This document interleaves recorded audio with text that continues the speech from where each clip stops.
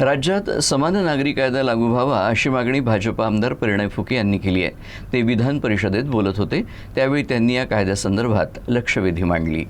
महाराष्ट्र हे नेहमी सामाजिक सुधारणेचं नेतृत्व करणारं राज्य आलेलं आहे।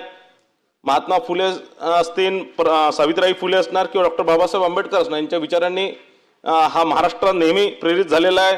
नेहमी त्यांनी आपल्या विचारासाठी संघर्ष केलेला आहे आणि म्हणून हा कायदा आपल्या महाराष्ट्रात होणे अत्यावश्यक आहे।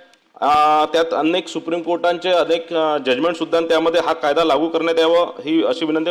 मोहम्मद अहमद खान वर्सेस शाहबानो बेगम हे असणार किंवा Sarla Mudgal versus union of India असणार किंवा अनेक याच्यात असणार। माझे यामध्ये स्पेसिफिक, कारण याच्यात आता हा वगैरे विचारता येणार नाही, प्रश्न नाही विचारत। आणि याच्यामध्ये ज्यावेळेस याची लक्षवेधी लागली त्यावेळेस सगळ्या लोकांनी याच्यात एक प्रश्नचिन्ह निर्माण केला, विशेष करून विरोधकांनी। आणि मी त्यांना सांगतो की आम्ही सन्माननीय फुके धर्माला मानणारे, धर्मावर प्रेम करणारे आणि संविधानावर चालणारे लोक आहेत। याच विनंती माझी आपल्याला विनंती आहे की या संदर्भात हा समान नागरिक कायदा लवकरात लवकर राज्यात लागू झाला पाहिजे।